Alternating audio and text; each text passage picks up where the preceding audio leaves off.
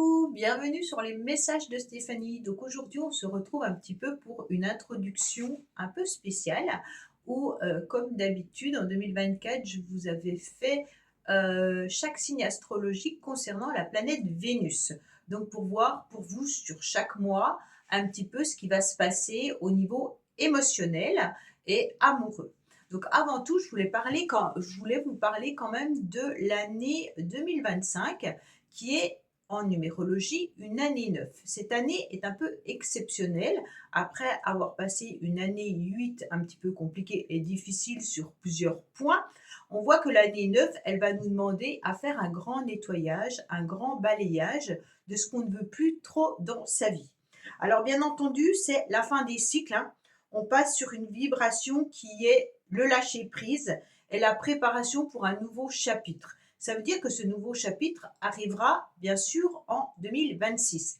Mais avant de commencer quelque chose, il faut un petit peu clôturer tout ce qu'on n'a plus besoin et puis aussi terminer ce qu'on a commencé. Donc il y a aussi une situation de pardon et de guérison dans certaines relations.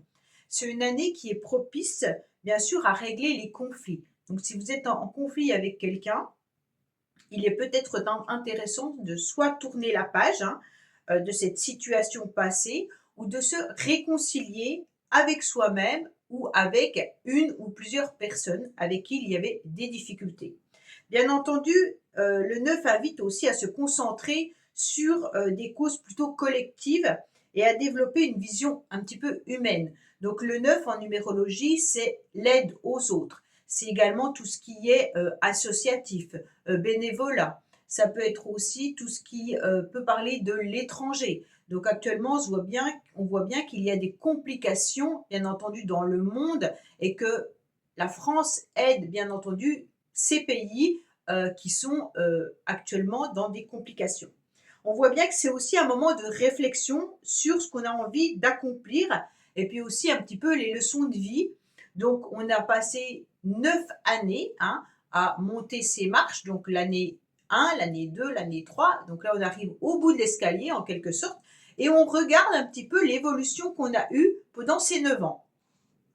Et donc, on est en train de voir ce qu'on a envie de garder depuis ces 9 années et ce qu'on n'a plus envie de garder.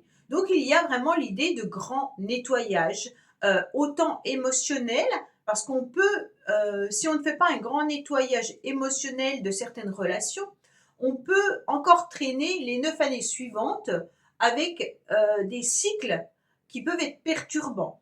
Ça veut dire que si vous êtes dans une relation que vous savez pertinemment qu'il serait bien de clôturer et que vous ne le faites pas en année 9, il y a des grandes chances que vous replantiez des petites graines d'espoir en 2026 et que vous repartez sur des complications pendant un certain temps jusqu'à l'année suivante et ainsi de suite jusqu'à quand que vous arriviez à nouveau à l'année 9. Donc c'est vraiment un petit peu des petites graines qu'on plante tout au long du chemin pendant 9 ans et qu'on voit aboutir et à un moment donné on se rend compte que ça a porté ses fruits, d'autres choses n'ont pas porté ses fruits et qu'on doit un petit peu nettoyer ce jardin où on a planté peut-être trop de choses.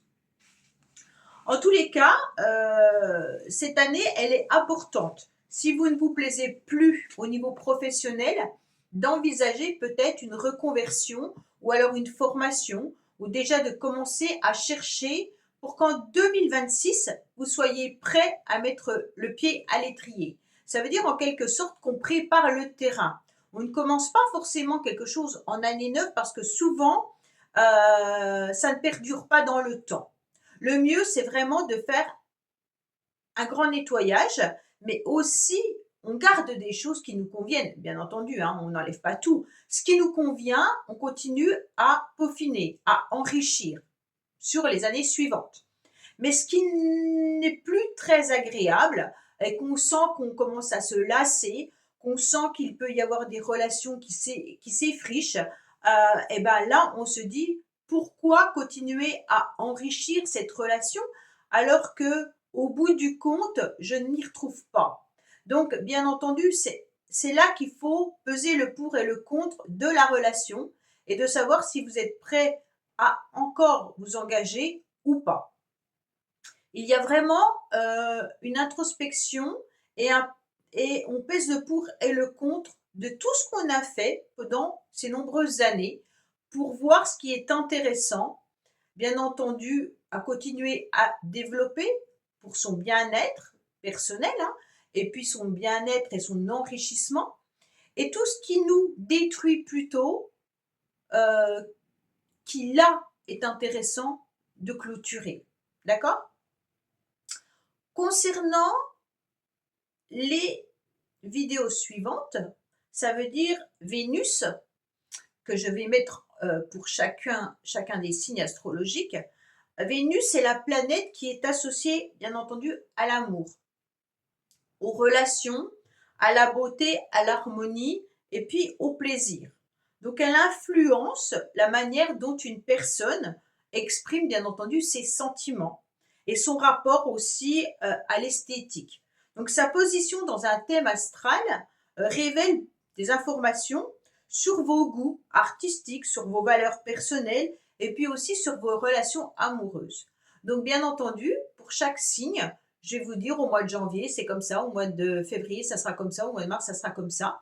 Alors bien entendu, hein, ça sera juste une phrase, mais ça vous permettra de savoir à quel moment, en tous les cas, Vénus sera dans votre signe, et ça sera le moment où ça sera le plus important pour vous. Alors des fois, Vénus vient plusieurs fois dans le même signe astrologique, donc elle peut repasser parce qu'il y a une autre planète qui a rétrogradé, et donc ça permet d'avoir Vénus 2 fois dans son année. Donc c'est intéressant parce que là, c'est un petit peu bingo en quelque sorte, hein, un peu la chance, d'accord?